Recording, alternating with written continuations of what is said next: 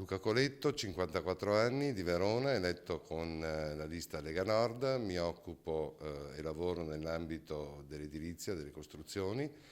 Le cariche ricoperte sino ad oggi sono consigliere di circoscrizione comunale a Verona, assessore provinciale e assessore regionale.